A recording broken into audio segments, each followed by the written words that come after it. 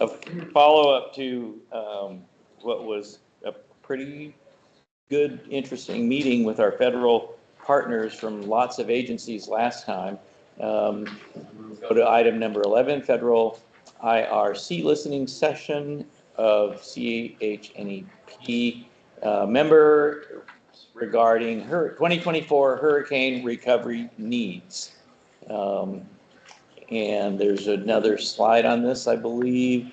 The purpose is to provide a brief introduction to the Federal Interagency Recovery Coordination Team, followed by the IRC members listening to management committee members on their natural resource recovery assistance needs from recent hurricanes Helene and Milton. Yeah. And of course the IRC was originally set up for post Ian. The connection to the CCMP is primarily activity 3.1, public engagement, strengthen partner collaboration in education and engagement programs, and also our new activity 3.2, bring partners together, provide resources and coordinate natural disaster and episodic events, response and recovery efforts. I believe that new activity was added as a result of discussion here at the management committee.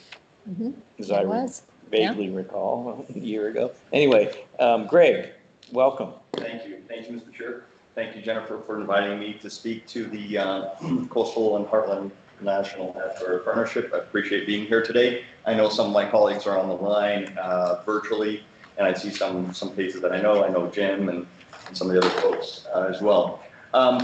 Let me start by saying I represent EDA, which is part of the Department of Commerce. EDA, as opposed to EPA, is the Economic Development Administration. And so we're a grant-making agency which focuses exclusively on economic development.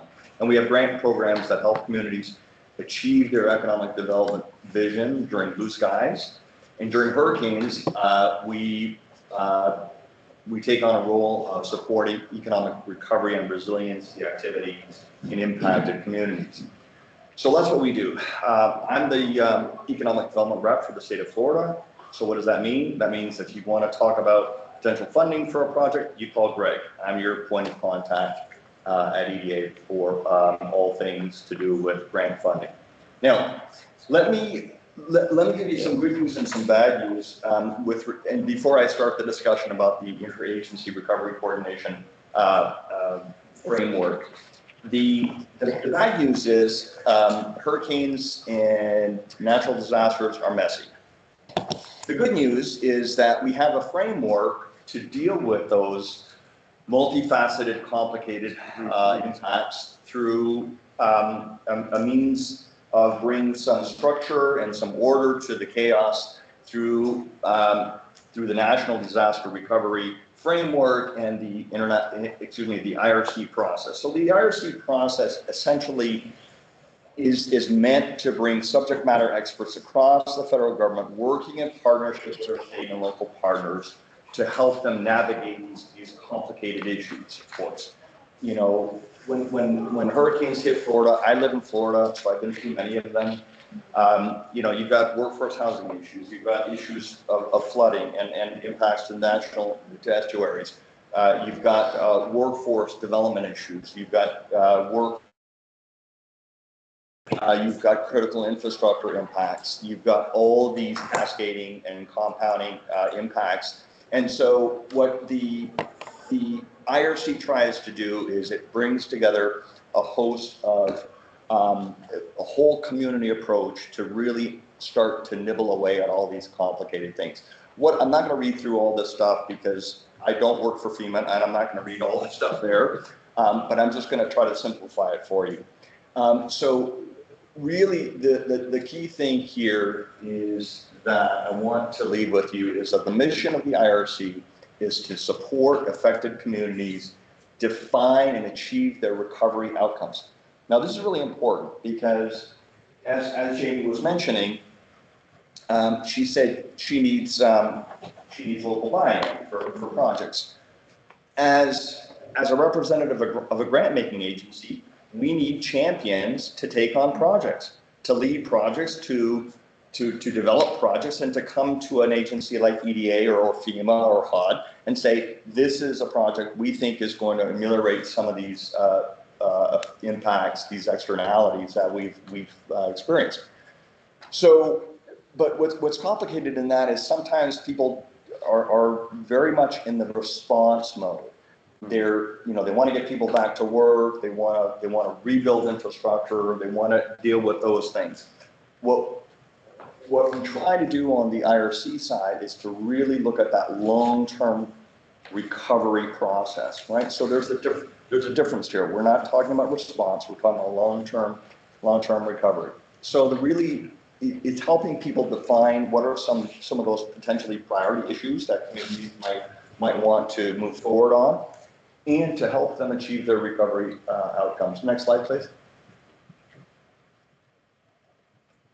So we do this because the IRC brings together quite a bit of knowledge from across the federal government.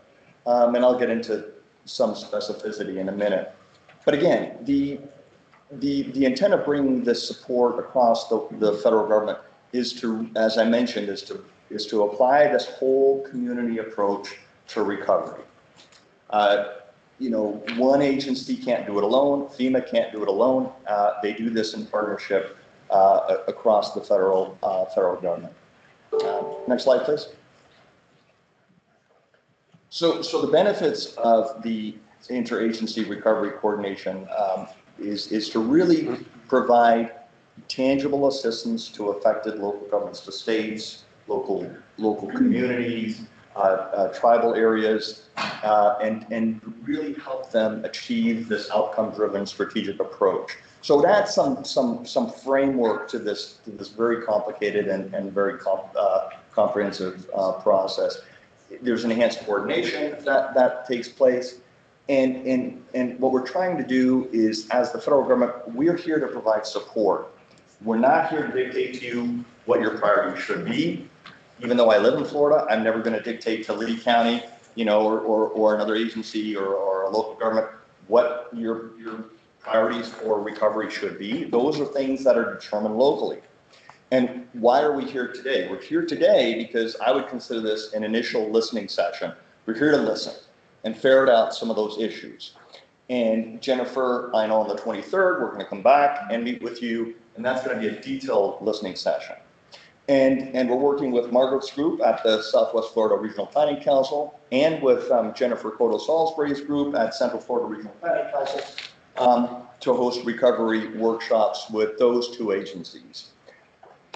So we're very much vested in listening and trying to understand what those driving issues are. Next slide, please. Okay, so now we get into some specificity here. So driving the IRC process is something called the recovery support function. There are 6 recovery support functions. As I mentioned, disasters are complicated and messy, right? So we try to add some structure to the messiness, if you will. You know, probably a bad analogy, but let me go with it. So the 6 RSFs are community assistance, which is led by FEMA, economic, which is led by EDA, health, education, human services, which is led by HHS, housing, as I mentioned, workforce housing, led by HUD, infrastructure systems, which is led by the U.S. Army Corps of Engineers, and natural and cultural resources, which is led by our friends at the Department of Interior. And this allows us not only to address issues within each of these subject matter areas, but it also allows us to partner with and to cross-fertilize ideas and approaches across the entire landscape. So I mentioned to you, let me give you one example. After I go back to Hurricane Irma. So when Hurricane Irma hit the state of Florida, all 67 counties were designated in the disaster declaration. One of the projects that EDA funded, for example, Monroe County was hit hard, and Monroe County came to EDA and said, we need to do a post-disaster redevelopment plan because we need to look at all these issues and address all these issues in a comprehensive way. So the post-disaster redevelopment plan that EDA funded looked at community services, looked at economic development, looked at health and education, looked at housing, looked at infrastructure systems, and looked at natural and cultural resources. Because again, you cannot, from our standpoint, from an economic development standpoint, you cannot achieve economic resiliency if you don't have a stable workforce, if you don't have workforce housing to house that workforce, if you don't have a foundation of strong infrastructure to support economic development, if you don't have natural and cultural resources, and if you don't have basic health services provided. So that's just one example. Next slide, please. So really the recovery support functions are deployed to help our state and local partners to assess their recovery needs, right? So to provide some examples of here's what we did in the past in this community, and here's what worked, and here's this may work in your community. Again, what we do is we put out these ideas so that people can actually maybe adopt them, or maybe think about something in addition to what we're talking about. We identify partners and resources. So one of the things that we do when we have these recovery workshops, I'll show it to you here. We put out something very simple, which is called a contact list. God, how simple is this? It's a one-pager, which basically says, if you want to talk to EDA about a project, call Greg. How simple is that?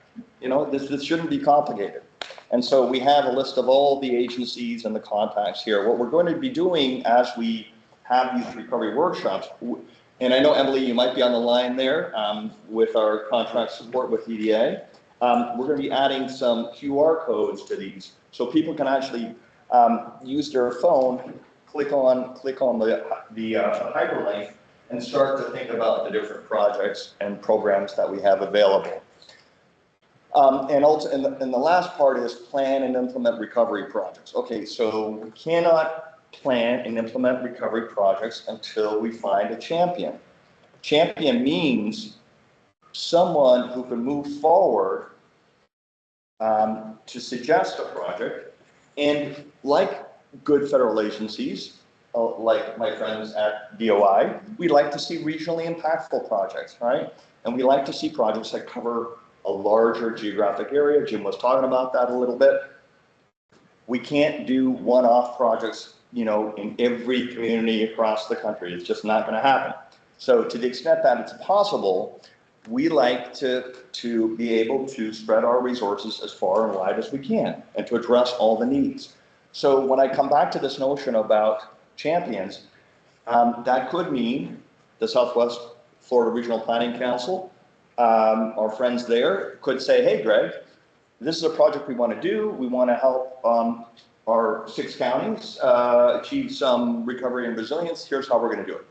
Next slide, please.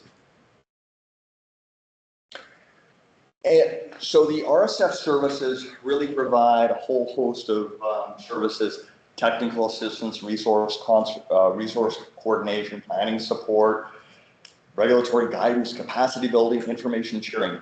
Let me focus on capacity building for a minute here. One of the things that I've been doing grant writing for many years before I came into the federal service, and I worked for a regional planning council for many years. We understand that rural areas and a lot of smaller communities really have limited capacity to implement and to go after programs.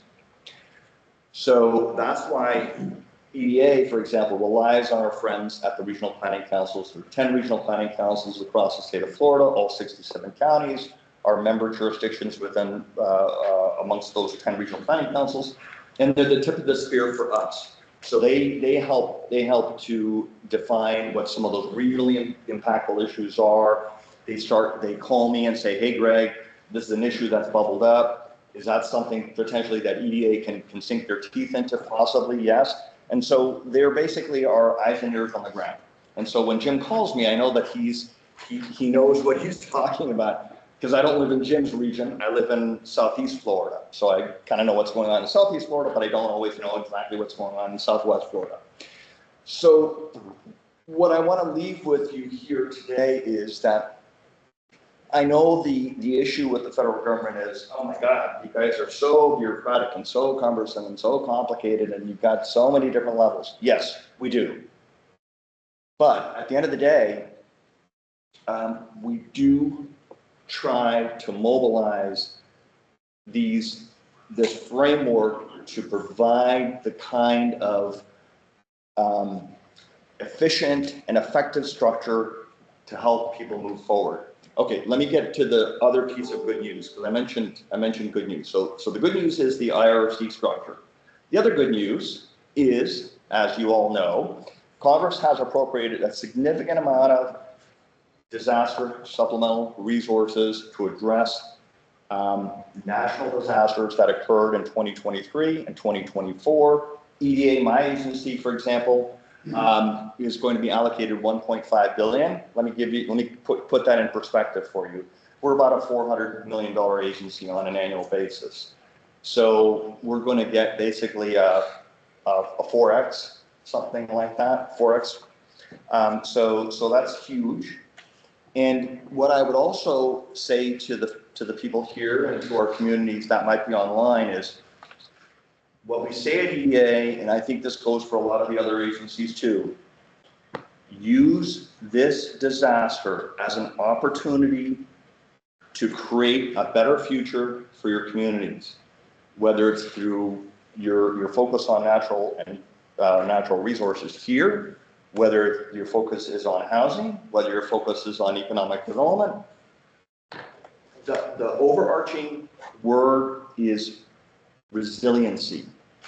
We happen to consider economic resiliency, but that does encompass environmental resiliency and all the other foundational aspects of what we mean by resiliency. So how do you achieve a resilient community? That's something that you folks have to define at each level. And Northport is going to have a different resiliency vision than Port St. Lucie, and it's going to be guided to a certain extent by the resources that they have, the population, and the amenities and things that they have as a community, and their vision for the future. So that's a very quick overview. I didn't want to make it complicated. I hope I brought some a little bit of levity to this discussion, and I'll be happy to answer any questions or to sit and listen. Good, thank you, Greg. And I know that there's Rachel Hart from EPA is on the line, so she's listening also. And we have, I think we have another member of the IRC here listening. Well, many online. Okay, Definitely many online. Very good. Okay, so our discussion today is to focus on the natural resources recovery support function versus all of the other things that many of us are likely involved in along with the natural resources. And I guess I think we'll go around the room, and I would start with this idea that at least since Greg is here in person, we all recognize a huge economic value of the natural resources in Florida and within our region. And, that's not always, you can't, it's hard to put a dollar amount on maybe a fish or clean water, but we recognize very, very high economic value. So we're hopeful that some of the projects that are identified out of this process will be eligible for funding, not just from EPA, but EDA as well. And so why don't we go around the table and then we'll go online and take a couple of minutes, 3 to 5 minutes each, and share your thoughts on the resource recovery support needs that we want to share with our federal partners. Yes, please. Hey, Sharp with Polk County. I would say while we're working really well, trying this resiliency, working with the Central Florida Regional Planning Council and with SHNEP and others to try to move forward on that, we are also trying to broaden our partnerships and how we get thinking outside of the box, how do we get to the same objectives and goals, but it would be with different partners on how to get there and get that achieved. That's the one thing that we're working harder on in Cook County. We're laying out our goals and where we want to get to, but we're also looking at, there's different partners than we've ever thought about in the past that are still trying to, reach those same type of goals. They just may have a little different angle going forward. And so we're trying to figure out the commonality to do that, to move forward. So that's one of our biggest pushes. Can I ask? We get tied up in the day-to-day stuff, and we need to quit doing that. I mean, we need to do the day-to-day, but how do we get better as we're moving forward? All right, so actually, let me interject. So I think the format we were kind of envisioning is to go around and have everyone share up to 5 minutes on how natural resources were impacted by Hurricanes Helene and Milton, what specific recovery needs you might have for restoring those resources. So this was a good comment, but I want to open it up back to you, Gay, to offer any additional. So restoring those resources, drinking, fresh water, recreational waters, parks, environmental lands, wildlife. On the high flows leaving off too quickly was one of the biggest things we have seen. And with it's how we're developing in the future what we do to try to balance that. So it's balancing the flooding, it's balancing, while you're having areas to be able to treat the water quality as it goes downstream or where it's moving through the systems. And then also, a lot of as everybody's dealing with, the impervious areas that are going in and how we're looking at how we're managing that water and that flow for the benefit of our people and our natural resources.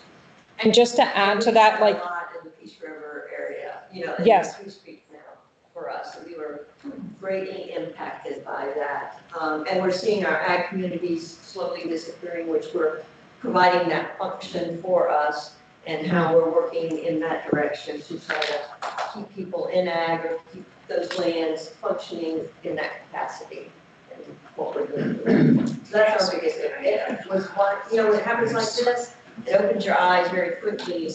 Those places we're really functioning very well, and if we don't do something, to figure out how we get that so they function in the future permanently for us, then we're going to be in trouble. No, those are great comments, and I'm sorry, I just wanted to finish out to explain that because we have so many people online, everyone will want to be very attuned that, if there's any other, conversations or noise, it will be picked up on the audio because these things bounce around. So you don't want to inadvertently divert the audio to yourself.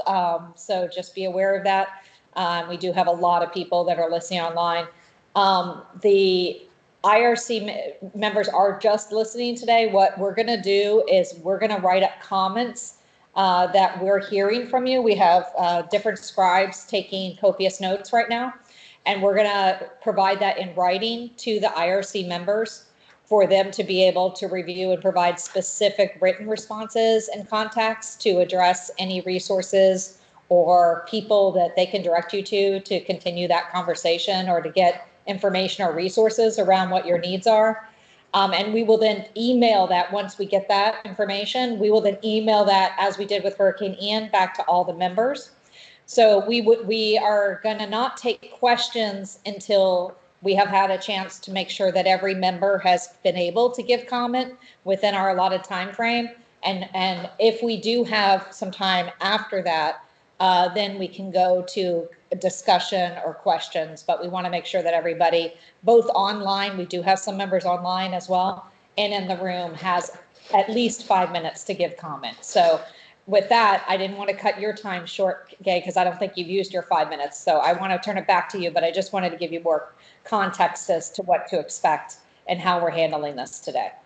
Jennifer, can I interrupt just a minute? This is Milt Cochran with EDA Online. Could you ask the speakers when they speak, they introduce, give me their names and what county they're representing or organization? That's a very good point. It will be captured in the notes, but I think for the benefit of the IRC members online, if you wouldn't mind, I'm gonna bring the speaker close to you and kind of move it down the room so that they can hear you clearly. Might not be, is that plugged in or is it? It doesn't need to be. Oh, good. Oh, I saw somebody. So if you just want to say who you were that just gave a comment, Jay Sharp with Polk County. and you had any further comments that you wanted to add? No, I can go ahead and let Holly. Okay, then we'll move it to you. We can pass it down. Pass it We don't down. have to be in charge. Good morning. I'm Holly Milbrandt, the Natural Resources Director with the City of Sanibel, which is a barrier island in Lee County. And we were severely impacted by Hurricane Ian. I would put us at ground zero with our friends over there at Fort Myers Beach. And then sustained additional hits this past summer with Debbie, Helene, Milton, all which were significant storm surge events with 2 to 6 and Ian with storm surges of well over 10 feet across the island. So I think in terms of the impacts to our natural resources, I'll put those into 3 buckets. Certainly one of the biggest one has been an impact to our beaches. And for Sanibel specifically, we are non-engineered beaches. We have a land development code that expressly protects and manages our beaches, and for not only for human use, but also for wildlife habitat. And we've had long-standing protections on activities on our beaches, as well as protection of the beach dune vegetation, which we believe has served us very well and could have resulted in much more damage on the island had we not taken those steps long ago. So we are still in the midst now of a multi-year beach renourishment efforts, which are really unprecedented for the city of Sanibel. We've not been, or not a community that has needed to do routine renourishments, but have certainly been put in that position of needing to assist Mother Nature in our beach recovery. And the damage to the beaches was, particular to some areas where erosion has occurred in the past, but we also saw these very significant storm surge gullies or scours that were created by the ebb of the storm surge, washing out primarily beach access areas that were unvegetated. And so having to recover all of those, we placed over 400,000 tons of sand via truck haul in December to April of early 2024, and are now redoing a good portion of that work as a result of Helene and Milton. The state has been very generous in their funding. We also received FEMA funding for that work through the Category B program, but those are certainly going to be ongoing needs that are not expenses that the city has faced before. The second thing I'll talk about briefly is just that Sanibel is about 60% 2/3 conservation land. So the city of Sanibel manages just a small portion of that land. Our largest landowners are the U.S. Fish and Wildlife Service at Ding Darling. And in the room also the Sanibel Captiva Conservation Foundation, a private a land trust and conservation organization. And so, obviously the impacts to vegetation on the island were tremendous. And the landowners are all working to restore those conservation lands and to think about what that looks like in the future, removing dead vegetation, replanting vegetation, and trying to think about whether or not restoring the habitats that were there is the right approach, or whether we have to acknowledge that there's going to be some permanent shift in those habitat types that we should be planning for the future. And I will say, interestingly, over the last week, for sure, the conversation shifted from a lot of concern on the island about us, and we had to do a lot of education. Lee County, I know, was in the same position about sort of educating our residences on the differences between flooding and storm surge and what a rainfall event can do versus what a storm surge event can do, and how infrastructure can respond to those extreme events. So we had all of those conversations sort of ongoing about how we were managing stormwater and our stormwater system to, LA wildfires, and the calls this week have really shifted to our fire risk is tremendous. What are we doing about that? And there's still, definitely a lot of debris and a lot of, whether it's on the conservation lands that I just talked about, or even private parcels that have yet to be addressed for a variety of reasons. And then the final bucket, in terms of sort of water quality, both particularly our on-island water quality, we've seen all of our stormwater lakes and all of our interior freshwater wetlands essentially converted to saltwater systems.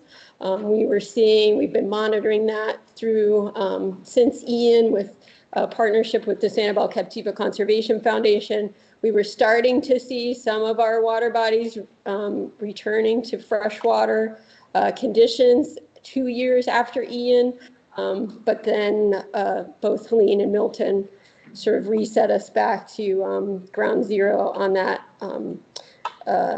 front. And so not only those water bodies, we know we have salt on the ground and in the soils too that will be there for long term, and the long-term impacts on that on flooding as well. And then the final thing that I'll just put in that water quality bucket is, then we sort of look at, as we're in these recovery modes, we have additional, the potential for additional impacts and compounding impacts with events like red tide. So we're in this sort of recovery mode. And Gay, you talked about the day-to-day. It's hard to get beyond working on the day-to-day and start to really think, in the long term.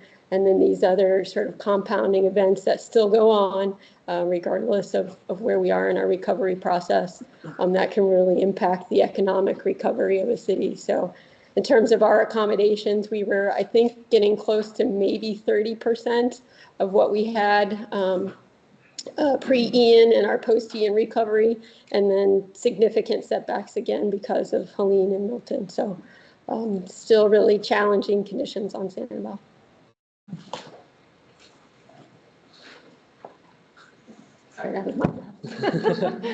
This is Aaron Zimmerman. I'm the Sarasota County representative with the Citizens Advisory Committee. There are two other members here for the county that serve on the management membership, so I'm going to defer comments to the Sarasota County representative and the City of Northport representative. So I will be passing on this one. Good morning. It's still morning. Good. I'm Justin Mahone. I'm the Environmental Compliance Manager for the City of Fort Myers. Our experience is a little similar to Holly's with Sanibel. Hurricane Ian was devastating for us. What we saw from Helene and Milton was certainly scale back from that, and perhaps we're a little jaded from what we saw during Ian, but the impacts that we saw aren't quite as noteworthy. I think I have to add that some of our frustrations have been with the time it takes to implement infrastructure improvements from the grant process from both FEMA and the state FDEM response. We get so tied up with RAIs and just nitpicking plans that infrastructure improvements don't happen. So we saw a lot of the sanitary sewer lift stations that were damaged during Ian were the same ones that saw damage during Helene and Milton, because none of the improvements that we were proposing actually could happen because they weren't funded yet. So maybe that's beating a dead horse, but I'm sure everybody in the room has a similar frustration. From a natural resources perspective, the city is more built out than most. We really have little coastal conservation area. Most everything that is gray infrastructure. So we are still in the process of a seawall evaluation around the city, considering some alternatives and some living seawall designs that are novel. including some 3D printing to help facilitate some oyster growth and some substrate, which is really neat. Hoping those move through. And then the last thing I want to talk about, we have a pretty large derelict vessel issue in the city. We have vessels that were damaged during Ian, where marinas went out of business, went bankrupt, and they've sort of defaulted back to the city's submerged land, and they've become our responsibility to try to remove. So I'm sure everybody else in the room is having trouble with that, but as it stands today, we probably have 50 vessels sunk on city submerged land property, and we are struggling to find the necessary mechanism to remove those. I can pass it from there. Good morning. My name is Carrie Edenfield. I'm here with Hardy County, and so I will say pretty much it's the same. I will say that the flooding that we experienced was nothing compared to Hurricane Ian. But we did see a number, I would say a little bit more increase of debris, yard debris, and I know there's a lot of large family-owned parcels in Hardy County, and I can say from what we would call restaurant talk, is that they have had more debris cleanup than by far than Ian on their private properties. So water, if you've got a creek on your property, it's an issue. Could be an issue. I don't know how many of those there are because they're privately owned. And I will also tell you that I just took this job in July. So this is all kind of new to me, but I can tell you that, you know, we don't have the resources that other larger counties have. So it is definitely a struggle. We do have the Peace River, the beautiful Peace River that flows through our county, and we had loss of public access to that because it's flooded and there's trees everywhere, and you know it takes time to clean that up. But that's one of the things that we really, really pride ourselves on, is the river coming through and the ability to go canoeing and all that other stuff that we have. But other than that, that's pretty much it. I mean, I guess just pass it on down. I'm Matt DePaulis here with the Sanibel Captiva Conservation Foundation.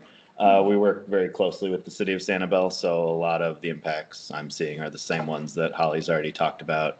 The freshwater to saltwater switch on interior waterways has been pretty significant, and we've been tracking that very closely. And like she mentioned, Milton kind of reset after 2 years of steady decreasing in salinity in those bodies. So we've been monitoring that, and that doesn't really have an easy solution or even an ask, really, because if you try to fix it, you're just fighting nature if we're going to be getting storms like this. So I think a lot of the ways that we can really get help affecting our natural resources is by helping the built environment on these islands lessen their impacts when we do have these storms. I think Milton, Helene to a lesser extent, but Milton also was a huge wake-up call for a lot of people on these islands, because it's one thing when you are feeling the impacts of an Ian where the entire county is underwater and you're just one of everyone else who's feeling these impacts. But when you have Milton, where a lot of the county is experiencing maybe a cloudy day and your house is underwater again, I think a lot of people are searching for answers. So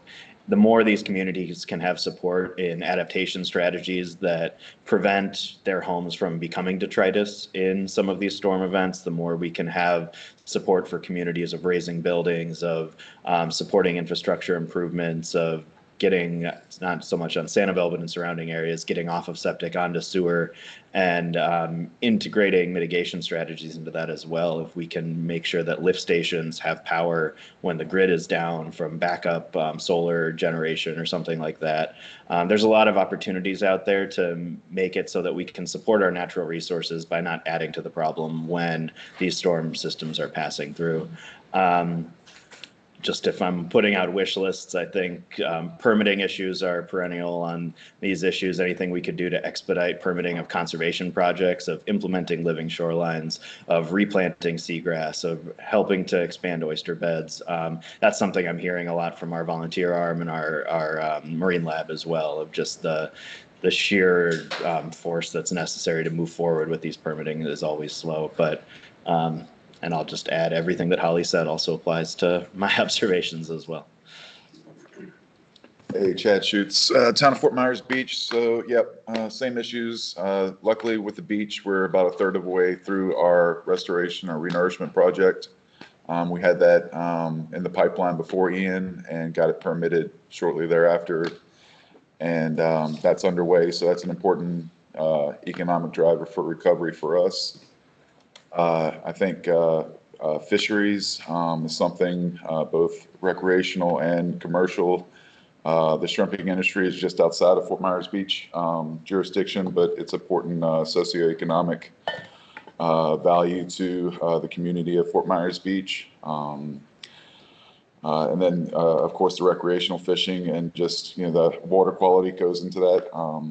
It was whenever I saw the TAC meeting, wanting to talk to Melinda about the clams and oyster restoration and just trying to get the habitat back right and what opportunities there are for that. And again, water quality, stormwater, as well as upriver, just getting good water coming down rather than trying to fix it once it's out. So, so beaches, fisheries. Another one is also just recreational boating is a big economic driver down in Fort Myers Beach. So part of that is just dredging our canals. Unfortunately, they didn't have a maintenance program for the canals prior to Hurricane Ian, and then so getting reimbursement and all that kind of stuff afterwards is difficult. So trying to get funding for dredging our canals, it's an expensive undertaking, and that has been a funding challenge for sure. We are doing a marine debris cleanup right now, still finding cars and Connex boxes and, boat strikes, and those are still happening right now. So that's underway, and hopefully get the canals cleared up for those recreational boaters to keep enjoying our waterways. Viviana Ben-Dixon from the Southwest Florida Water Management District. Since my agency covers 16 counties, it's a little bit different position for us. I think a lot of the focus was obviously on the structures that we operate and ensuring that we quickly assess them to make sure that they're still operational, and any damage that was obtained from any of the hurricanes, that the funding is available. So, that happens as soon as it is safe to go out. So having those funds readily available is really critical. We also manage and own some lands, and so I know debris removal can be challenging because some of those it's passive recreation that is available. So getting into those areas can be quite a challenge. I'm not even certain that all of the areas have been evaluated as of yet, only because there was the additional flooding from the Withlacoochee that I think is now receded officially, but it did take some time, and it was really significant even after the storm. Just the conditions with the grounds being extremely saturated prior to Milton, and the amount of rain that was received, not just in our area, but north of us, and so also impacts what's coming in or around our area coming in.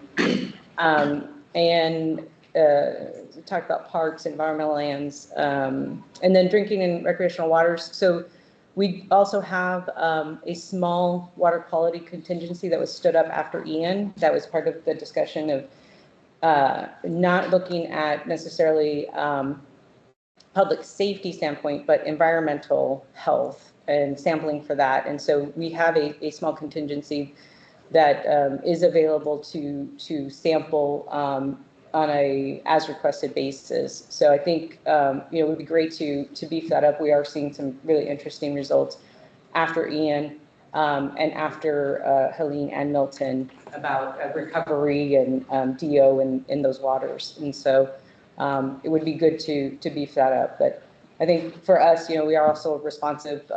We do have funds available for these communities as well. So we're also a funding partner. So that's essentially our role in this is to provide, under the AORs, there are areas of responsibility and making sure that the water is available, that the potable water, as I spoke to earlier, but those parks and environmental lands are available to the public as well. So.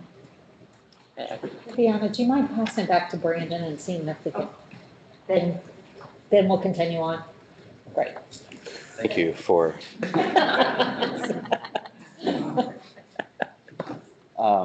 Yeah, I apologize for vanishing for a second there. So, natural resources, okay. So, you want to introduce yourself too, Brandon, so they know who you speak. The online folks. Yeah. That's fun. This is my voice. Sorry. Brandon Moody, water quality and resiliency manager apparently now, Charlotte County. So we have most of our focus at the moment in terms of hurricane recovery has really been working with the communities who have been impacted. We've had thousands of homes that were either experienced some level of tidal surge or wind impacts from the storm events.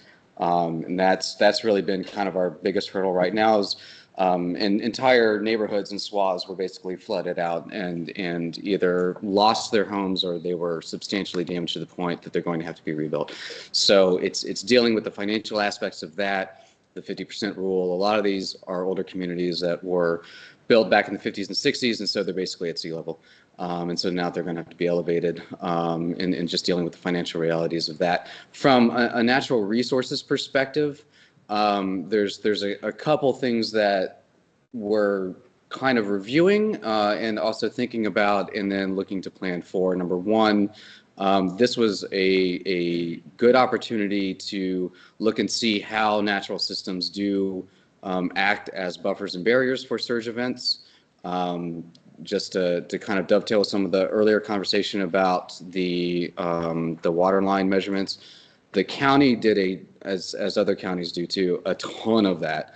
And so we've got records all across the county of water lines that my ambition is to get our survey team out there to actually get them calibrated to NAVD 88 and look at how the surge elevations differed from some of our communities that are right on the water versus other communities that actually have extensive mangrove and other natural systems acting as a buffer between them and the water. So looking at that as lessons learned about why getting more natural systems in place are important, but also we're looking at more wave and surge attenuation features, artificial reefs that can kind of serve as barriers to sort of mitigate that wave action.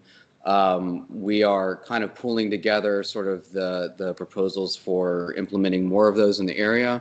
The big hurdles that we're running into right now are the same things that we run into when it comes to doing this, whether it's for storm response or not, or in response to a storm event or not. And that's basically number one, the permitting processes associated with it are an absolute nightmare. And so if we were to request anything from interagency teams that are looking to figure out how to make things easier, streamlining that process is number one. I would recommend, and I apologize if this already came up and I wasn't in here, but basically setting up a system similar to like what was done with clam habitat restoration sites in areas around the state, where essentially a streamlined permitting process was set up that if it was going to be done in an area that's already designated for aquaculture, that there's some other requirements that need to be met, but the process for getting the permit to make that happen is a lot less headache-inducing than it would be otherwise. Thinking about something like that, having pre-designated areas where, say, in the case of down here, the aquatic reserves have already reviewed and said, okay, that, in these particular regions of Lemon Bay, Charlotte Harbor, whatnot, you could do some sort of infrastructure level work to either build enhanced habitats like artificial reefs or whatnot that should have, if not minimal, then less impact on the existing aquatic populations there, because they would review any projects like that for impacts along those lines anyway. So kind of working with the agencies to sort of go ahead and pre-establish areas, regions, conditions that as long as we meet those, we're good to go and we can move forward, would be the key thing. The second is that I know a lot of other counties face is just the manpower to manage those projects. Certain counties are fairly large and they have a lot of personnel that can keep tabs, especially federally funded projects. All of the reporting and paperwork whatnot that's involved in that is, at least for our smaller counties, can be pretty overwhelming and discouraging to actually going after and acquiring those funds to do that work. And that's the last thing we want to do is discourage our staff and our departments from even engaging in these projects in the first place because they're so petrified of all of the overhead that comes along with it. So, mechanisms that the interagency teams can come up with to also streamline that and work with the county departments would be great. And we will have lots more conversations about both of those, especially as the storm mitigation funding from FEMA comes through for Helene and Milton, which we expect will be coming down the pipeline pretty soon. So, yeah, that's my soapbox. All right, thank you. So I'm Laura Lehman. I'm a project manager with the South Florida Water Management District. I focus mostly on projects in this Southwest Florida area. I know our agency obviously covers a large area, 16 counties. So with regard to infrastructure with the district, I mean, we didn't have luckily any major impacts to our infrastructure in this area or natural areas really. I'll defer to all the local entities and governments here to kind of describe, as they have been, the impacts that they've observed from these storms. I would just put a plug for our resiliency program. Dr. Carolina Moran runs our resiliency program at the district. She's headquarters in our, West Palm Beach office. And most of you, I think, already participate in those meetings and forums. And we have a resiliency webpage and the flood hub. We have a link to that where a lot of the storm data and, flood marks, post-storm flood marks and things are collected. So that's a great resource as well, our resiliency page, if you're not familiar with it. So I would just put a plug in for that. But other than that, I'll defer to everyone else to describe the impacts. Thank you. Yeah, and Brandon, I don't know if you were here when we were talking about, we're basically going to gather everyone's comments and then have discussion and questions after we get through everyone. But I'm going to interject just from the CHNDP standpoint, a couple of things on our behalf. Basically, the frequency of the storms, having one come on the heels of another was something different. We had for instance, downtown Punta Gorda had all the houses and businesses after they were hit with Helene actually cut the drywall out and the flooring and put it to the curb, and it was not able to be picked up before Milton came.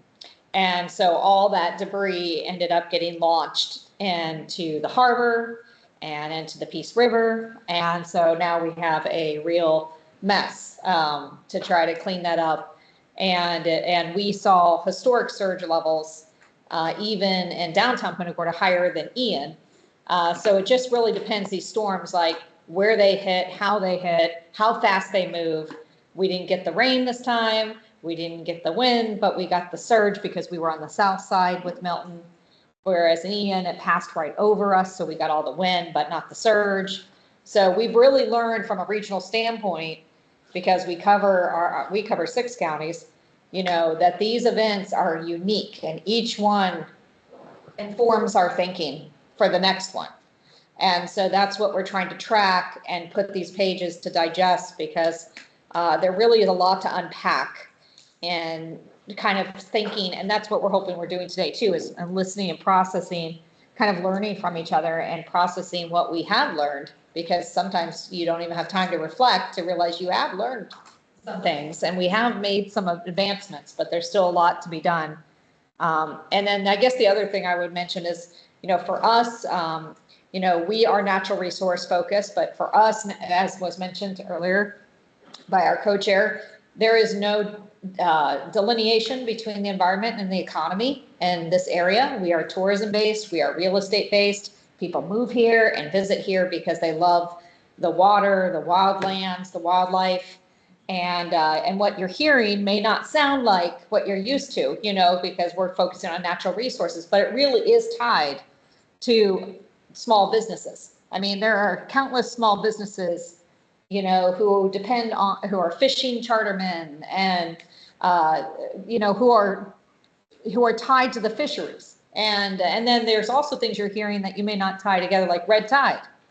And there's things that are latent or have a time lag, where, you know, we were out there right after the storm and the red tide was way offshore, which it normally can be. But, you know, since then it has moved near shore, it has moved up and down in the area.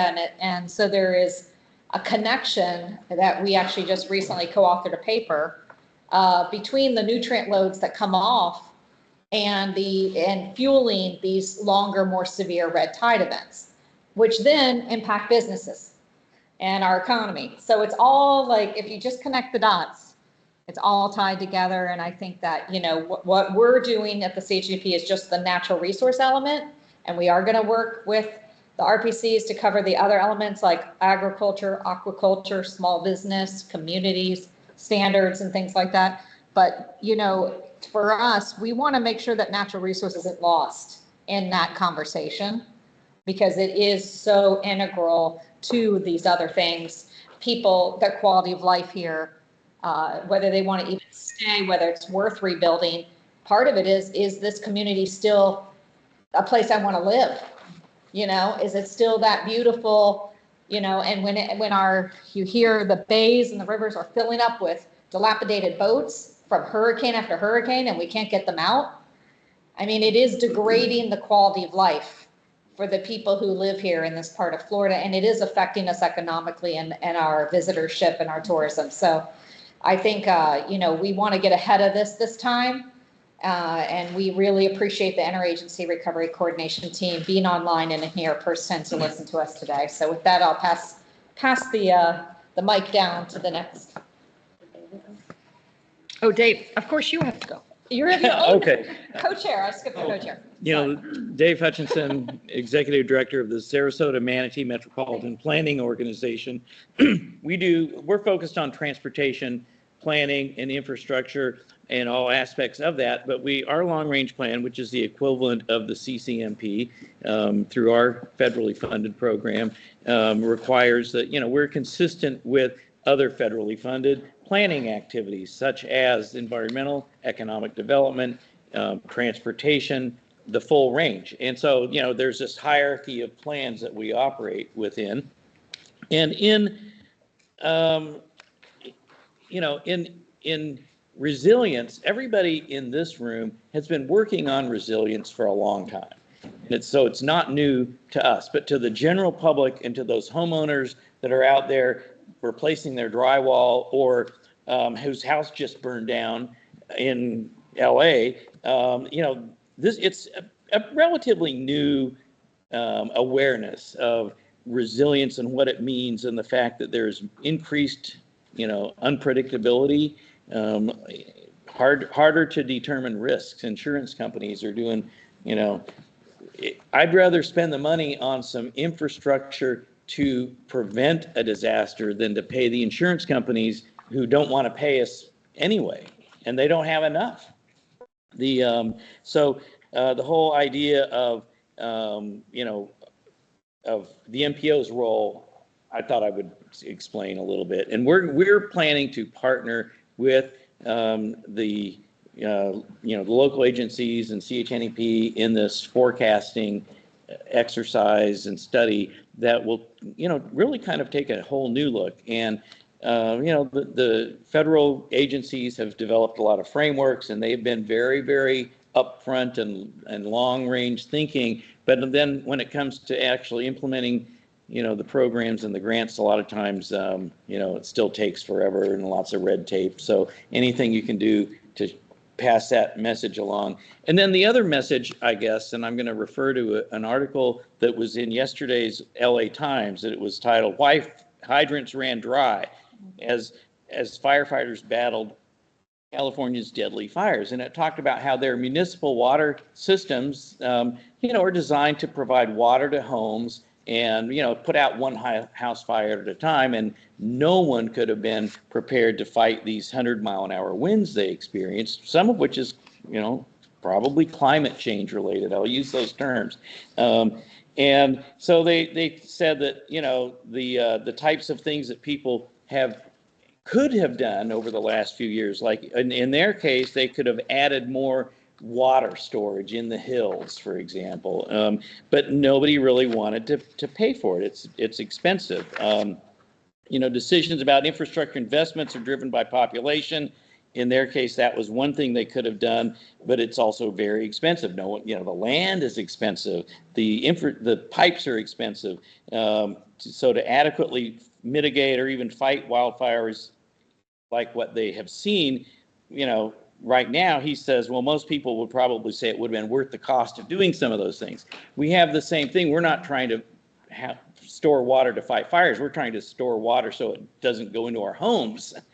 We have a lot of infrastructure needs. The dollar amounts of really mitigating on a regional basis are huge. And that's one of the messages that, federal agencies never want to tell Congress how much it's really going to cost.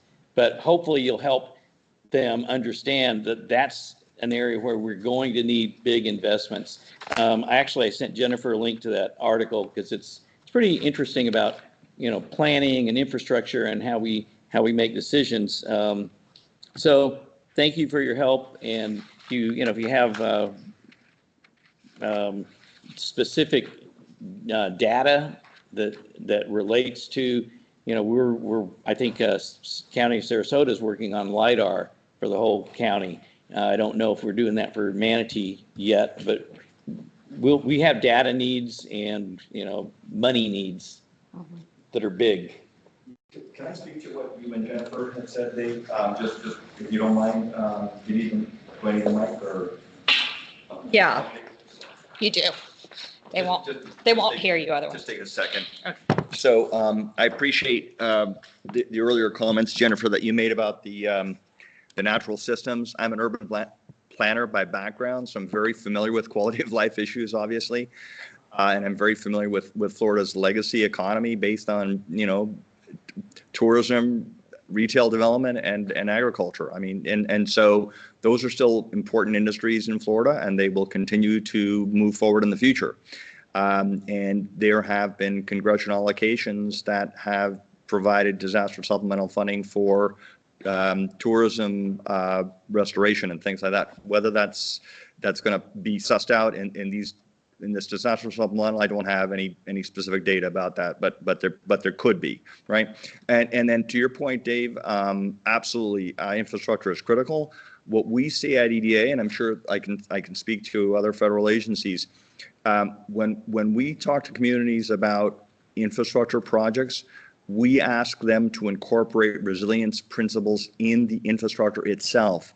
So if you're building a new roadway project, we want the crown of the roadway to be above flood elevation, obviously, right? I mean, so there's some common sense approaches that need to be taken. And if I know some folks have been talking about lift stations, same thing. Make sure that you do it right the first time so that we don't have to come back a few years down the line and say, we should have built it to the correct requirements, because now we're experiencing 1 in 1,000-year flooding events, not just, yeah. So thank you. Makes sense. Yeah. Thank you. Thank you. All right. Jennifer, I'd just like to add, this is Milton Cochran with EDA again, the Econ RSF field coordinator.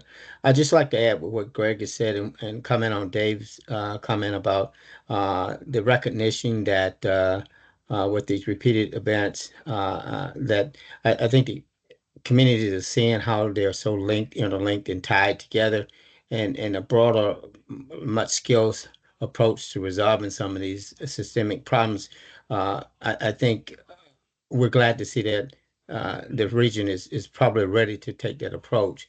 And I think this opportunity before you, with the amount of resources that's being made available, would be the time to find a champion, set some priorities on implementing some of these practices that could have some long-term and transformative impacts. And I heard you loud and clear about the need for some of these regulatory constraints to be addressed. And we have that within the IRC. And so I would definitely make sure we get that information to our entity within FEMA that can kind of address those hurdles that you're experiencing with permitting.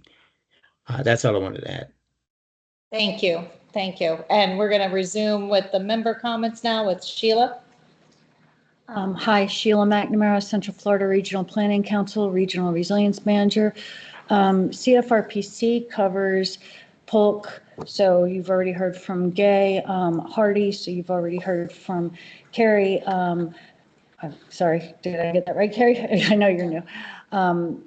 Polk, Hardy, Highlands, DeSoto, and Okeechobee. And we had devastating impacts from Ian, not as bad from the other two storms that followed, but still significant, impacts that some of which we're not quite sure at this point how bad it will be. Like we have major fishing tournaments. We won't know the impacts to those both economically and recreationally until later. I did want to add, well, obviously the Peace River, our agriculture, especially our citrus groves, we have a large amount of citrus in our area. We're still, other than Polk, pretty much, we're still very rural. So capacity is an issue. Agriculture, the loss of our citrus, Tropicana just pulled out. There was an announcement that between the greening and then getting hit with Ian and then getting hit again, that, who was it? Alico, right? Over 100 years of citrus growing and calling it quits. And we have smaller citrus growers that the same thing, they've just been hit repeatedly.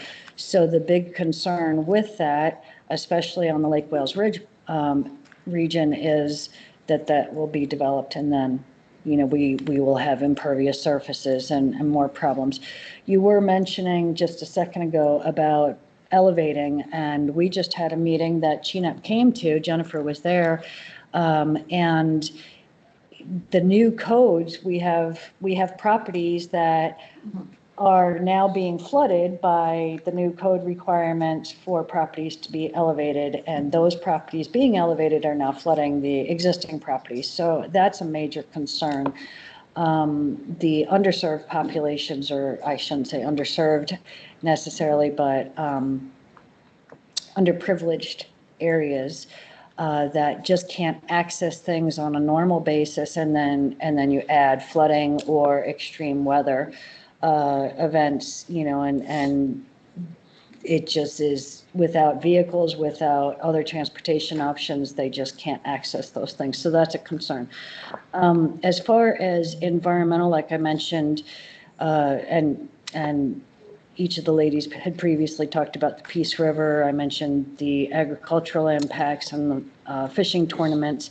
But I would like to talk also about our threatened and endangered species in our area. We have the grasshopper sparrow, which, nests on the ground. And one of the things that we've been talking with Archibald Biological Research Station about is trying to do proactive approaches, because as fire ants get dispersed from floodwaters, then they manage to get to the nests of the grasshopper sparrows if the nests aren't destroyed in the first place. So things like that to think about, the artificial cavities for restoration of red-cockaded woodpecker nests immediately, trying to get those back in place before the populations have to leave or don't make it because they no longer have their nesting.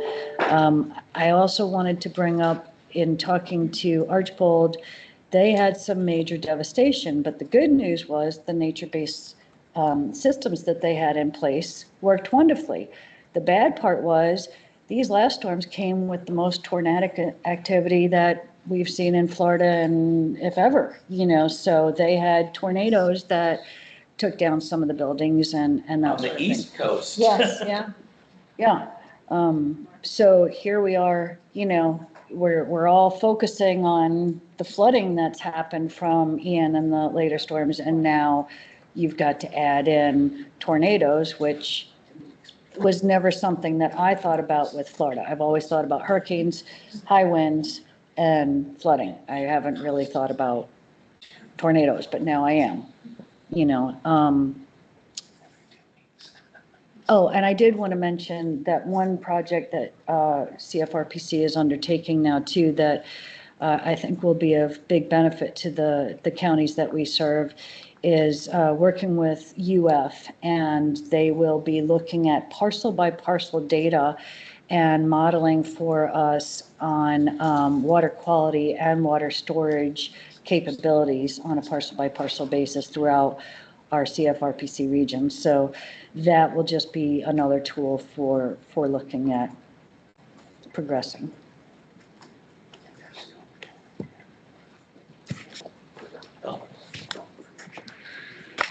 Thank you. Jim Birch, I'm with the Southwest Florida Regional Planning Council. I'm their disaster recovery coordinator, so obviously we've got a lot of disaster, a lot of recovery, and a whole lot of coordination to do. Greg, you mentioned a lot of things that were he's already spoken about, and I think that the importance of the planning councils, and there's 10 of them, as he said, in the entire state. Ours in particular goes from down in Collier County up to Sarasota County. So the biggest asset that we can offer is collaboration amongst the CH and EDP, other people, everybody here to try and at least get on the same page and try and collaborate, try and get these things going. We've reached out to many of your cities and counties. You can take it back with you if they haven't yet. We've accumulated quite a few vulnerability assessment plans because we talked about that.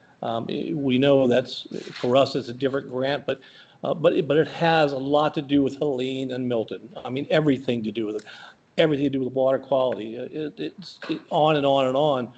So the importance of assessing what you have, what elevations you're building to, what the built environment really is in your communities, and your natural environment also, your natural sustainability options and actions that you take to try and mitigate all the problems that we have here in Florida on different parts of the seasons. It was very important, and it's critical, absolutely critical. Matt was talking about the built environment. Chad, Fort Myers Beach, you could write a novel as long as War and Peace to describe what the problems could be and the association of problems with hurricanes. And Milton was a prime example.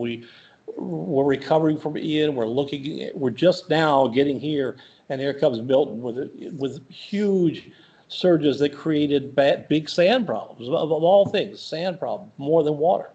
So there's a lot of things that can happen if we can work together. If we can just work together.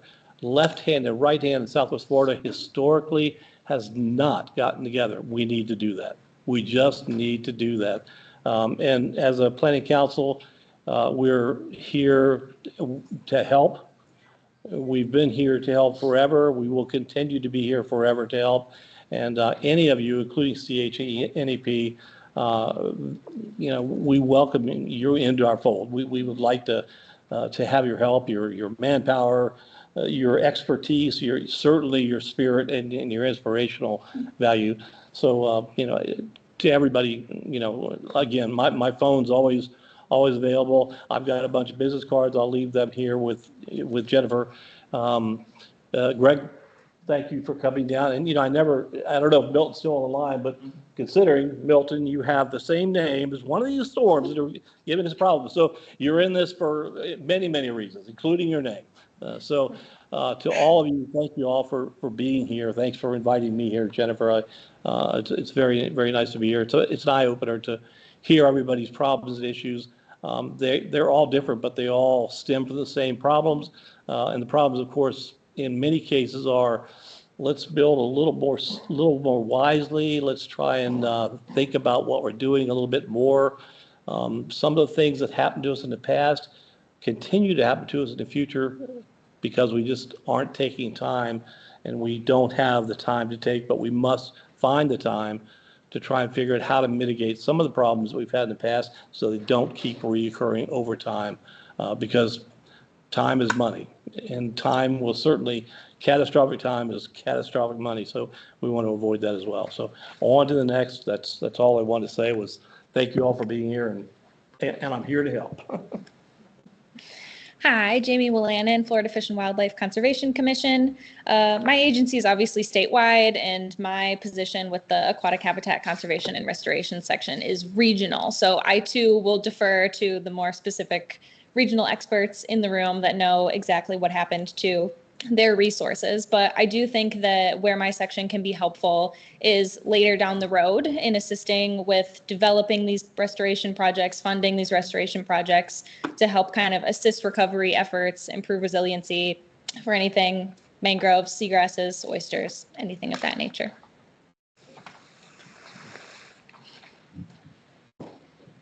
Good afternoon. My name is John Morgan with Sarasota County. I am new to this as well, so I do apologize. I don't have much to offer, but I will echo much of what was already said here regarding the impacts. We're certainly feeling much of the same, from the storm surge along coastal areas to the tremendous amount of rain that we received inland. Certainly a lot of issues to be addressed. Staying in my lane, and specific to stormwater management, I will say we have a portfolio of well over 100 different stormwater improvement projects throughout the county, meant to address, among other things, flooding and water quality. Our biggest hurdle, as with anyone, is going to be the funding for those projects. We do also, in case anyone's interested, have a workshop coming up on the 21st to the Board of Commissioners, and they've asked some questions about what we can do to address a lot of those concerns.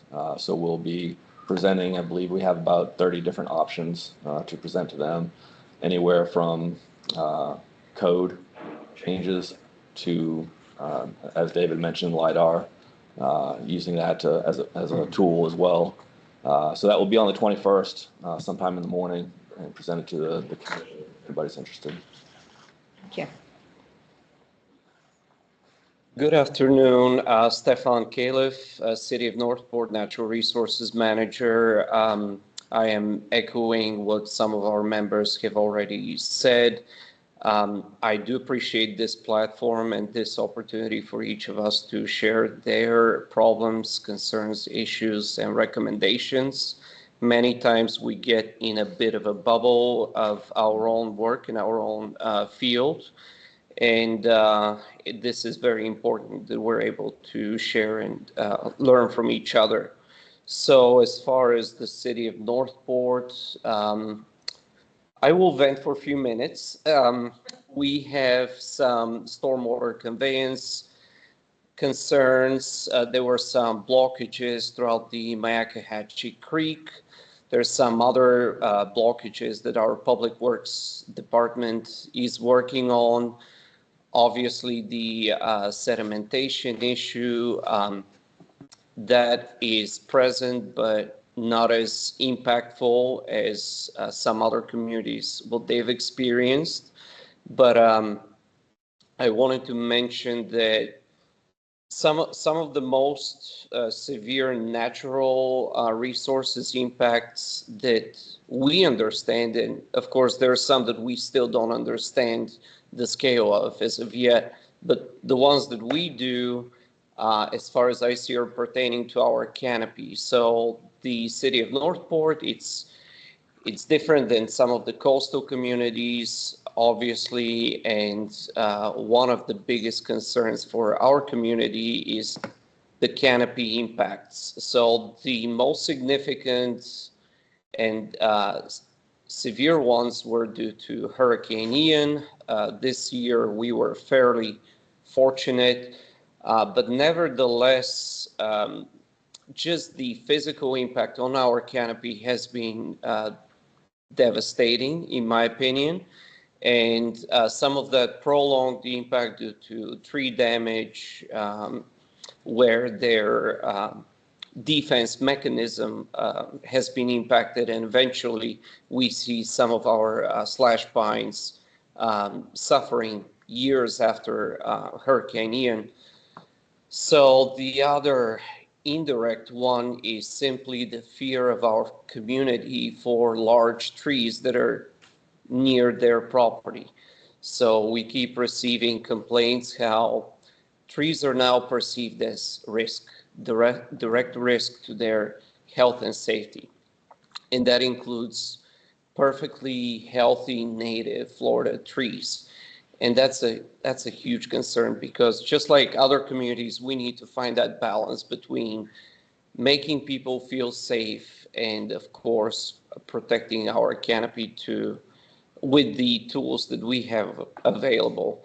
The flood impacts from Hurricane Ian, they have been devastating to the community of Northport. Some steps are taken, however, the biggest challenge pertains to funds towards perhaps improving our stormwater conveyance system in the city. It was designed to a certain standard, and from my understanding, it is extremely costly to update it to a higher standard. And with these frequent events, I hope I'm wrong, but it does appear that we have a new norm, and the sooner we're able to act on that, probably the better. Otherwise, it's just going to be the definition of insanity, where we keep having the same devastating problems over and over again. So these are some of my thoughts, mainly pertaining to natural resources. And I, again, appreciate this platform. I really hope to see this flexibility and perhaps working on some of the red tapes from different agencies, as just the process by itself can be intimidating. Many local governments and overall the workflow, the workforce is experiencing lots of rotation. So you have new staff members who are not sure what exactly to do in these situations. And some of the process can be intimidating, in addition to the increased workload due to all the effects of these storms. But with that being said, again, thank you for this opportunity to share some of our thoughts and concerns. So, hi, this is Lisa Krieger from Lee County, and to reiterate what obviously a lot of the stakeholders have already mentioned, especially Sanibel, Fort Myers, and Fort Myers Beach and SECF. We've dealt with the same sort of issues countywide, so I won't recap. Holly did a great job with detail. But in general, since 2017, areas of Lee County have been hit by Irma, Ian, Milton, and Helene. So at this point, I just feel like I'm just living, it's like Groundhog Day, and it's again and again and again. So we are still actually working on things from Irma, and then you get Ian. And so it honestly is, it's just a challenge that we're trying to get through. Ian was kind of the really big one that started it all. So I think about 22 miles of Gulf beaches were affected by critical erosion in the county, and a lot of scouring and stuff, which Holly did a good job explaining. Some of the other natural resources that we've experienced from these storms are storm surge, which is involving, saline water and debris impacting the river, impacting privately owned stormwater ponds. Saline conditions have really affected some of the ecology that are in those ponds, which in effect affects their ability to function as they should for water quality improvements and stuff. And there's been some long-term impacts on those. Mangrove forests were significantly impacted, both by having the heck beat out of them, but also having a lot of stuff, purged up into them, boats and things and debris and stuff from houses and aids to navigation and things that we can't even get retrieved from those mangrove forests. There's debris that's in there that we're probably never going to be able to get out. So who knows what the long-term effects will be for both the vegetation and for wildlife that utilizes those habitats. Derelict vessels, that was already mentioned, in addition to additional waterway debris from homes and aids to navigation and everything else. The county has received significant amounts of funding. A lot of this was based on, we did get some from Irma, and then when Ian, a lot of that money's gone towards, it's like CDBG money and community development block grant and money for human use, such as raising homes and things like that. We did come up with a plan, a recovery and resilience plan, and some of those things are getting into place and some of them will be forthcoming in the future. I just think, to wrap it up, because again, everybody's already done a great job of explaining what's happened in the area. I think in the future, we're going to find a lot of unknown unknowns. We're going to have a lot of future discovery. These are things that are obvious and things that we can see, and we're fixing the beaches and we know that things are beat up, but I'll be curious to see what the long term, we don't really know yet. It's kind of like, Deepwater Horizon, years later, we're going to get the science on what these storms have actually done to all our systems. So I'm not saying I'm looking forward to it, but some of it may be good news. Some of this may be, what doesn't kill us makes us stronger. So I think we're going to find some impacts that are very negative on our natural resources, but also little by little, it's kind of a catch-22, because I think a lot of the weaknesses in the human condition, our infrastructure, our homes, the way we do things, those are kind of the things that are kind of weak are getting weeded out. It's like survival of the fittest. We're going to replace that with better things. Hopefully the natural environment will able to also, be more resilient. And the natural environment's more used to it than we are, but everything that we're doing is kind of weakening that. So anyway, that is all. Melinda Brown, Department of Environmental Protection. I'm with the Office of Resilience and Coastal Protection Aquatic Preserve Program. I oversee 3 offices from Tampa down to Fort Myers Beach, but I'll focus on the aquatic preserves in Sarah and Charlotte and Lee. So yeah, some of the big impacts are debris. We were still dealing with impacts from Hurricane Ian, debris in the water and on some of the islands that we manage, some of these natural islands that, may not be regulated by the counties or other entities, but, still serve as places for wildlife and people to recreate. So removal of debris, especially after Helene and Milton, like Jennifer said, people put all their debris out after Helene, and then all of these appliances got thrown onto the islands and in the waterways. So there was, especially in Charlotte County, we've seen a lot of areas where whole houses were basically displaced into these mangrove islands and in state parks, and derelict vessels as well. We're still dealing with over 50 vessels way up in the mangroves, down in Lee County by Estero Bay. So debris and derelict vessel removal is still really forefront in our minds, as well as restoration of these environments. Not the mangroves, I know it's been mentioned several times, but these mangrove shorelines serve as wind and wave attenuators for these communities. So restoring and enhancing these natural environments are really important for our communities and people as well as wildlife. And then we also are looking at seagrass and shellfish restoration through different groups like SWIRT that's been mentioned. So funding for those types of projects, it all ties economically, with tourism, as I mentioned before, recreational activities, as well as commercial, fisheries as related to mangroves and oyster habitats and all of that. So it's all interrelated to our communities. And as well as cultural sites too. A lot of these cultural sites have been exposed. We do some of those monitoring activities, and after Ian and the success of hurricanes, we've seen a lot of these sites exposed and have been vandalized, and so they need to be, restored as much as possible. Whether that means, through oyster restoration, it can help with that. Just kind of building back up these areas for protection.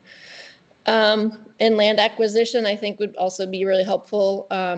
some of these islands and nearshore sensitive habitats, we protect these mangrove communities, again, can help the communities further inland, and help with habitat migration down the road as well.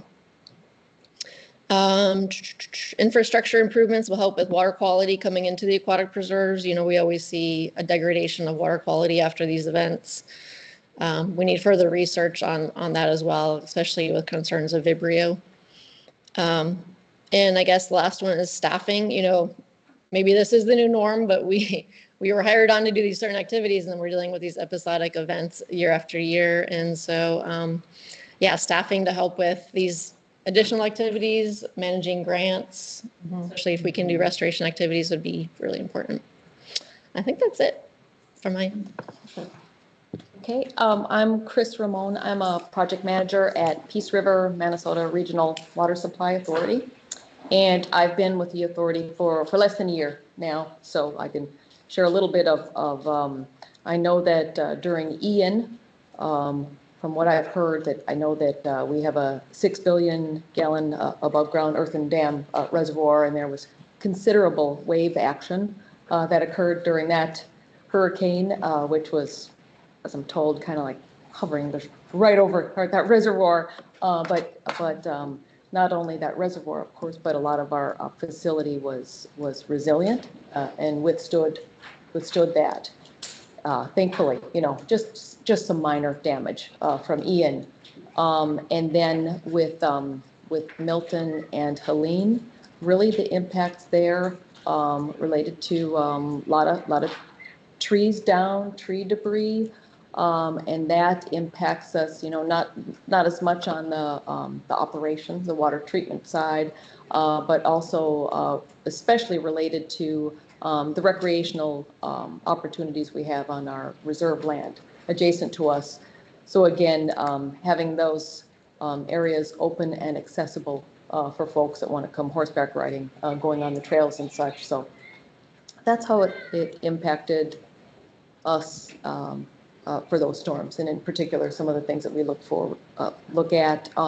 We were on generator power for quite a stretch after the most recent hurricanes, and then again, as quickly as we can get back onto regular power, that's helpful all around. So, for us. Okay. Good. Thank you very much. Are there any committee members online that would like to make comments, or any other committee members that haven't commented that would like to add anything? And if not, we have a few minutes for a couple of follow-up questions and discussion with the IRC members, either online or in person.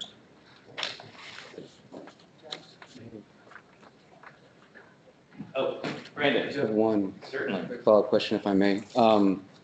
Something that I neglected to throw out, but Mindy kind of reminded me when she was talking about this, is that part of what, and actually a few folks, not just Mindy, but Stefan and whatnot, that one of the things that we're thinking about too here is it's not just about what we need to do to help mitigate and address impacts from the hurricanes, but what can we do to mitigate and address impacts from the normal storm events so that when these inevitable hurricanes come and induce their major impacts to water quality or whatnot, that it's not compounding what we're already doing, the stresses that we're already adding through normal storm events, right? So along those lines, and I don't know if this came up while I was out of the room, and if so, I apologize, but I also would love to see if there's a way to work with sort of the committee and feds and whatnot to think about opportunities for increasing our ability for land acquisition, for example. We do have some great land acquisition programs in Florida. The county has a program, but there are land acquisition opportunities that are beyond the scope of both of those that I think would provide a lot of benefit on not just day-to-day stormwater management, but would also kind of help with that mitigation against compounding impacts when we do have the hurricanes come through. And I already have a couple of areas in mind just for Charlotte County, and I know that there are areas around the aquatic preserves that could stand to be acquired, especially in this region where, and I don't want to go into the whole long spiel, but this is kind of a wild area when it comes to the history of land sales and acquisitions and platting and whatnot, where you've got areas where you would not expect to be platted for a home, and yet it is because of what happened 50, 60, 70 years ago. And there are opportunities now to come up to go ahead and take those back and keep them and hold them in their natural state in perpetuity. But we need as much assistance as possible to do that, because counties especially, well, I'll just speak for Charlotte County, we are not nimble enough to take advantage of a lot of these opportunities when they present themselves, financially speaking. And so one of the things that we've been banging our heads on our desks about, and we've been petitioning the state about, and I would like to extend that to the feds as well, is what can we do to make ourselves more nimble financially to be able to take advantage of these opportunities as they come. Doing the sorts of land acquisitions I'm thinking about are things that will help our communities day to day in terms of stormwater management. But again, that's also going to be mitigating impacts, ongoing chronic impacts to our natural resources, such that when we do have an Ian that is going to hit hard and cause damage, that hopefully it's not going to be the straw that breaks the camel's back. And we have what we're honestly dealing right now with the harbor, where that post-Irma and red tide event really saw this complete flip in the system, and what were indications of some issues in terms of the aquatic health really just kind of exploded shortly after that. So how do we prevent that cycle from happening again, and the acquisitions part of that, as well as thinking about infrastructure improvements for that as well, not just dealing with these acute storm events. So those are conversations I'd also like to have with. Jennifer, I've got one comment there. That's a tremendous point, because it does kind of speak to the mitigative values of what we think of when we're talking about vulnerability assessments and adaptation plans, resilient plans. All of those are prefaced on things like that, forward thinking and saying, okay, there's certain things we can control, certain things we can't. Well, we certainly can control how much development goes on and where it goes. I mean, and that you speak to that directly by saying, should we not buy sensitive lands? Should we not buy pre-platted communities? I was mayor of Cape Coral and city council for many, many years. Cape Coral is entirely pre-platted, entirely, and a very nice community, I might add. But they're all over the state of Florida, and they're underwater, for that matter. So I think again, I'll leave my cards. For those of you that are thinking of or have done assessment plans or resilient plans or adaptation plans or whatever, just let's have that discussion, and that's part of that discussion, I think. I think we have to think outside the box and say, yes, we can do certain things, but certain things we have to acquire to make sure that it happens right. Planning and zoning is another thing that we kind of shy away from, but planning and zoning is going to be critical to having some of the damage that we have not reoccur. Sounds good. Well, we have about 10 minutes on this item left. So if we have any IRC members with follow-up questions, something you want to dig into a little deeper that you heard from members' comments, now's a good time. And that includes those online. So feel free to unmute if you are an IRC member online and would like to ask a follow-up question. Greg, well, thank you again for being here in person to represent collectively your larger team. Any final thoughts from you? Yeah, I'll just add something to the last couple of comments. One is FEMA is, I don't know if they've established it yet, but the idea is they're going to be establishing a midterm recovery office in Fort Myers with the thinking in mind, or the premise that they want to have boots on the ground to start trying to tackle some of these systemic issues that we've been talking about today. So I think this is a good opportunity to start that discussion. I think it's also a good opportunity to think big. I think we've danced around that topic a little bit. And thinking big means starting to think about ways to address these systemic challenges so that not only can we deal with the stressors that you talk about, but to potentially mitigate the unknowns, right? Lisa, you were mentioning that, I had a conversation with Dana Brunet, who, about 6 months ago, and it was very instructive to me. He said, Greg, after Hurricane Ian, I'm only now ready to talk about economic recovery and resiliency projects now. I mean, that's 2 years later. That was a sea change of thinking in my mind. That was almost a paradigm shift. And so, we need to think about these issues, and we need to, like I said, going back to the notion, we need to have champions that not only have the technical capability to kind of move the dialogue forward, but also the moral authority to do that. And I'll use that term. I mean, I've been doing planning for a long time. I've been doing economic development for a long time. I'll be very honest with you.